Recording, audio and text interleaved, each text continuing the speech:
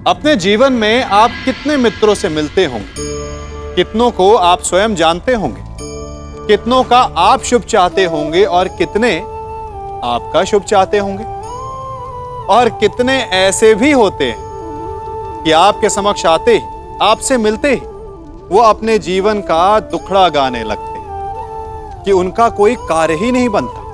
वो क्या करे? कार्य प्रारंभ होने से पूर्व ही कठिनाइयां आ जाती, कठिनाइयों के कारण वो आगे नहीं बढ़ पाते। क्या आपको पता है ऐसे लोगों की वास्तविक समस्या क्या होती है? क्या उनकी समस्या मार्ग में खड़ी बाधाएं हैं, या वो कठिनाइयां जो उनके कार्य को कभी संपन्न ही नहीं होने देती? सत्य तो यह है कि वास्तव में ऐसे लोग अपना कार्य कभी प्रारंभ ही नहीं करते। आधे मार्ग से उल्टा लौट जाने से अधिक बुरा यह है कि अपना कार्य कभी प्रारंभ ही ना कर। तनिक कार्य तो प्रारंभ करके देखिए, विश्वास कीजिए आप कभी खाली हाथ नहीं होंगे।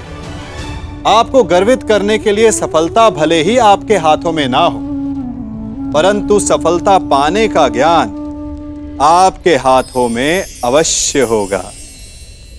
बालक, मेरी शत्रुता तुमसे नहीं है, मेरे मार्ग से हट जाओ, अन्यथा अपने प्राणों से हाथ धो बैठोगे। धो तो आज मैं उस कलंक को दूंगा जो मेरे परिवार के माथे पर है, कि अपने कुलवधु के अपमान का प्रतिकार नहीं कर पाए।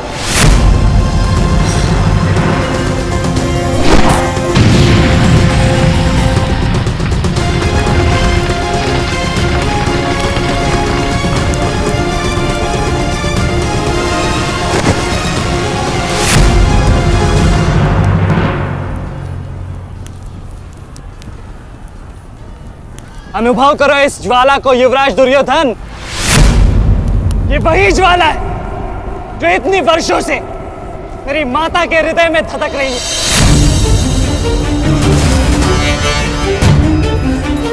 छोटा था मैं बहुत, पर मेरा रोम रोम जल उठता था ये सुनकर कि मेरी माता के साथ क्या हुआ। सोचो, मेरे माता पिता और मेरे काकाओं पर क्या बीती होगी जब उन्होंने वह दृश्य देखा। मेरे माता पर क्या बीती होगी जब सहस्त्रों आंखें उनके वस्त्रहीन होते शरीर पर पड़ रही थी। आज मैं आपको उस अपमान का अनुभव कराऊंगा। आपकी पूरी सेना और महारथियों के समक्ष आपका वस्त्र हरण करूंगा और कोई कुछ नहीं कर पाएगा।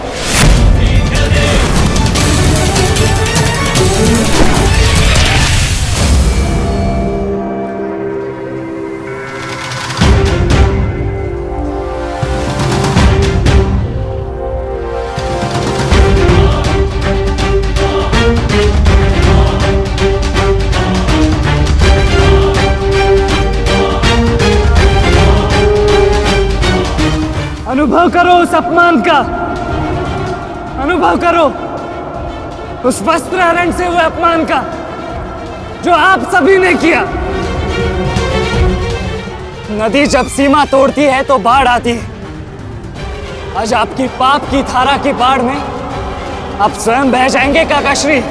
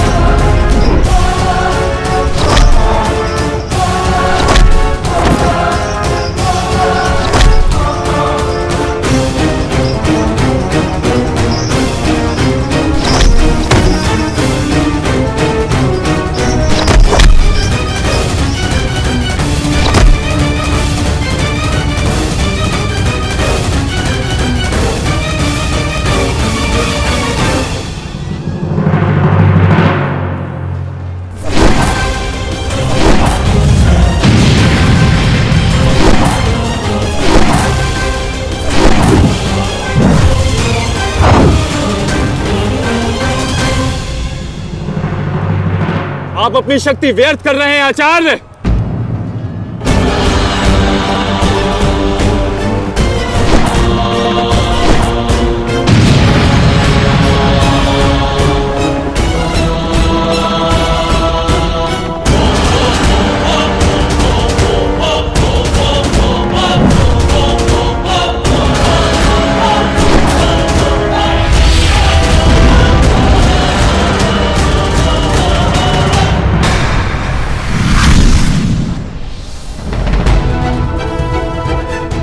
दुर्योधन को मेरी सहायता की आवश्यकता है।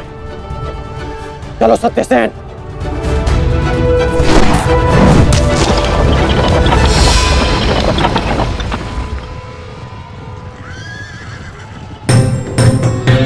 कहां चले अंगराज? मैं जानता हूं कि तुम्हारे मित्र पे आए संकट का संदेश तुम्हें मिल चुका है, परंतु मैं तुम्हें जाने नहीं दे सकता। तुम कदाचित मुझे रोक सकते थे अर्जुन, परंतु तुमने एक भूल कर दी।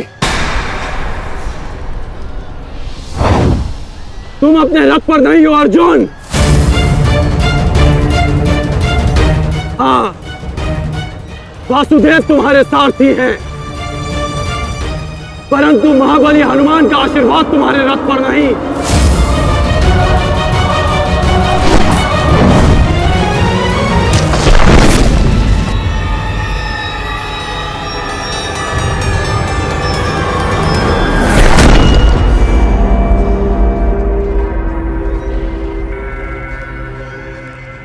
चलो। मैं अभी भी पराजित नहीं हुआ हूं कर्ण। तुम इस प्रकार द्रोण छोड़कर नहीं जा सकते।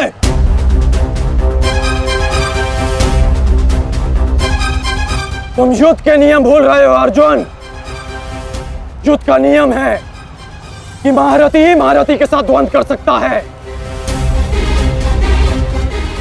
और तुम रथ विहीन हो, इसलिए मैं तुम्हारे साथ द्वंद्व नहीं कर सकता। पहले अपने रथ का पहिया सुधारो, फिर आकर मुझे युद्ध का आह्वान देना, क्योंकि परशुराम शिष्य कर्ण नियम तोड़कर युद्ध नहीं करेगा।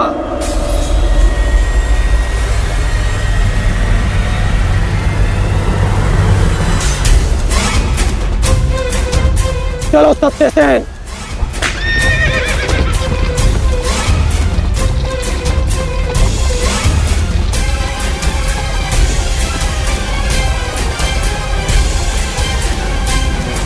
अब समझे पार्थ कि मैं कर्ण की प्रशंसा क्यों करता हूं।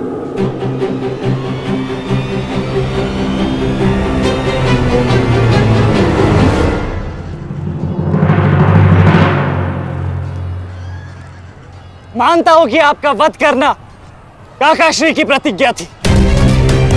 उनकी प्रतिज्ञा को भंग करने का दंड मैं सह लूंगा, परंतु आज अपनी माता के अपमान का दंड मैं आपको अवश्य दूंगा।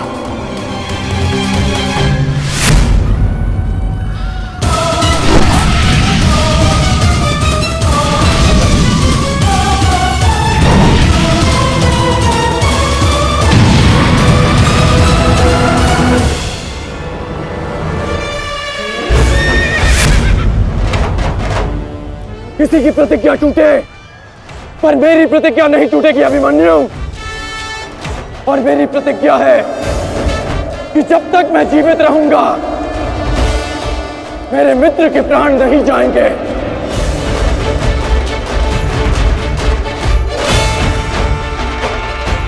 यदि जीवित रहना चाहते हो तो पीछे हट जाओ अभिमन्यु। आप भूल रहे हैं अंगराज कि मैं किसका पुत्र हूं। पीछे हटने के बारे में सोच भी नहीं सकता। तो प्रहार सहने के लिए तत्पर रहो।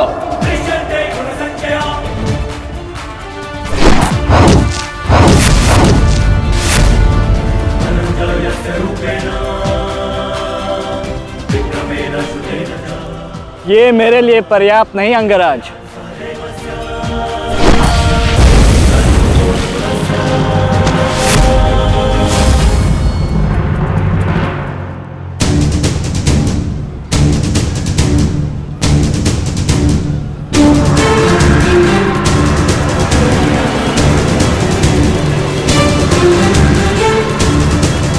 ना मेरे पास बाणों की कमी है और ना प्रहारों की। ये अंतिम अवसर है अभिमन्यु, लौट जाओ।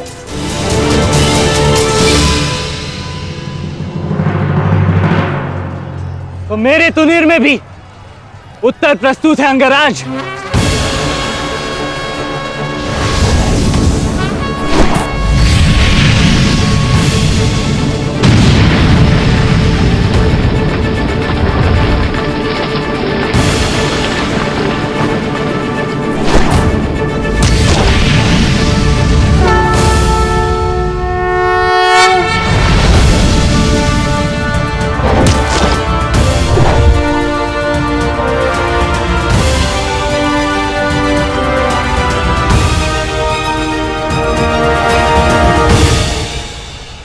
मैं तुम्हारा सामर्थ्य स्वीकारता हूं।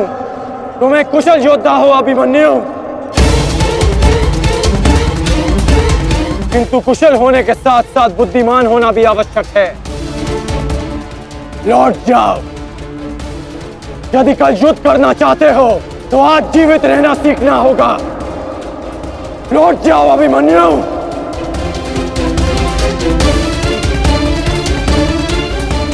एक योद्धा के लिए आज या कल नहीं होता अंगराज, उसके लिए केवल वो ही पल होता है जिसमें वो मृत्यु के सामने खड़ा होता है। एक वीर योद्धा से सुना था मैं, हे मृत्यु, तैयार यदि तू आने को, प्रसन्न मुखा। द्वार खुला है, तेरा स्वागत, प्रसन्न मुखा।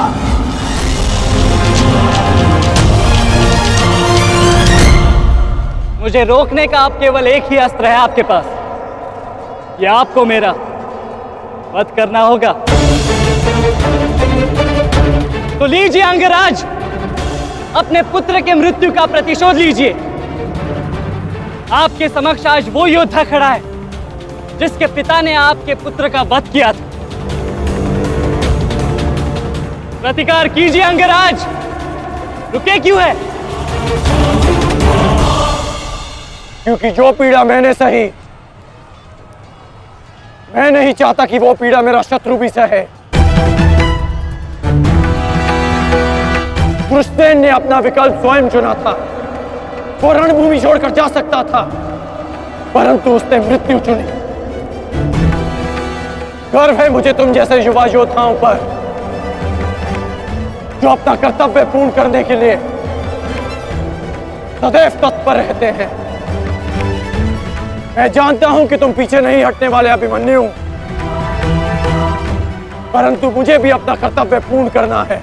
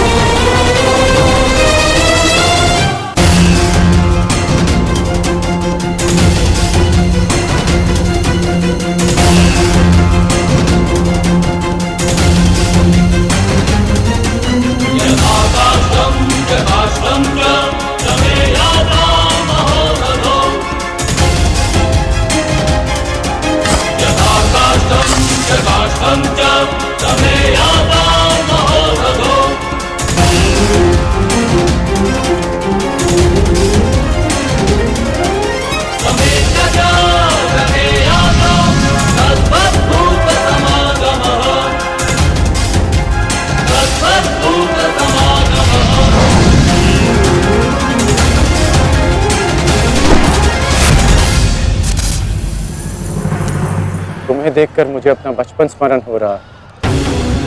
अभी तुम्हारा जीवन आरंभ हुआ है बस। इसे इस प्रकार व्यर्थ मत करो। मैं आशा करता हूं कि अगली बार जब हम दोनों मिले तो दो शत्रुओं के भांति नहीं, दो वीरों के भांति एक दूसरे के गले में। अभी तुम्हारा जीवन शेष है। जाओ वत्स।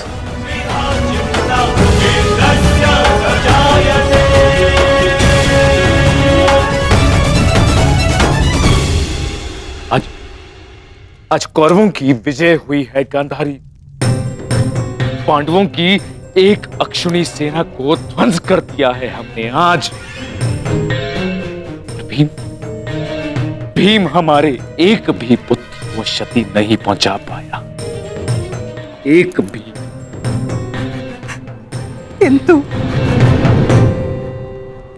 किंतु दुर्योधन का क्या महाराज?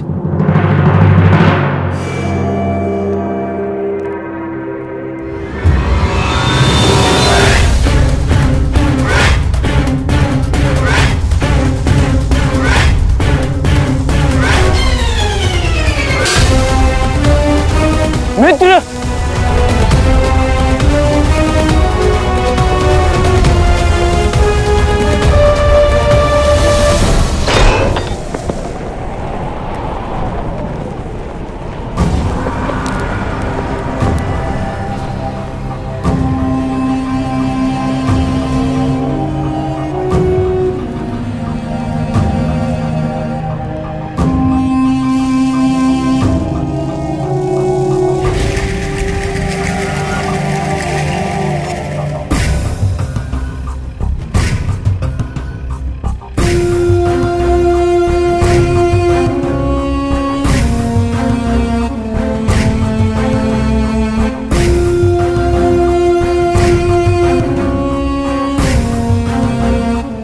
आज मैं आपको उस अपमान का अनुभव कराऊंगा। आपकी पूरी सेना और महारथियों के समक्ष आपका वस्त्र हरण करूंगा। परंतु आज अपनी माता के अपमान का दंड मैं आपको अवश्य दूंगा।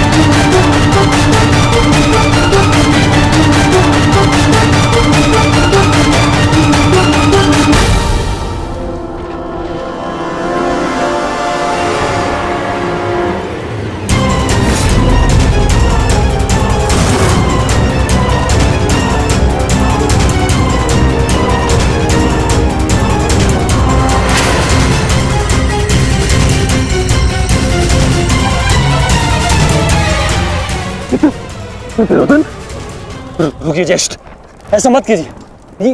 ये क्या कर रहे हैं आप? दुर्योधन, दुर्योधन, ये सब कुछ क्या है? आज के इस युद्ध में हमें विजय मिली है, फिर ये सब कुछ क्यों कर रहे हो तुम? ऐसी विजय जो अपमान की थाली में सजा कर मिले, ऐसी ही विजय से श्रेयस्कर है कि मृत्यु को पालूं। नहीं। मेरे जीवन में कभी मेरा इतना अपमान नहीं हुआ है। अब इस जीवन का और कोई मूल्य नहीं। मैंने ये युद्ध संपत्ति के लिए नहीं, अपने हट, अपने सम्मान के लिए बुलाई थी। अब जब सम्मान ही नहीं रहा तो इस विजय का मैं क्या करूंगा? मेरी सेना के सामने विश्व के महानतम योद्धाओं के रहते वो 16 वर्ष का बालक मेरे वस्त्र हरण कर गया और चेतावनी देकर गया है कि युद्ध में जब भी मिलेगा पुनः यही दोहराएगा। अब ये वस्त्र हरित दुर्योधन सम्राट बन भी गया, कैसे अपनी सेना से, अपनी प्रजा से पाक मिला पाऊंगा मैं? इस लज्जा के साथ मैं अब जीवित नहीं रह सकता। नहीं दुर्योधन, देखो अपने क्रोध पर काबू पाओ। देखो विजय हमारे निकट है दुर्योधन, मानो मेरी बात। छोड़िए मुझे मामाश्री, छोड़िए मुझे, अन्यथा इस अग्नि में मैं अपने आप से पहले आपकी आहुति दे दूंगा। छोड़िए मुझे। नहीं, छोड़िए, छोड़िए मुझे।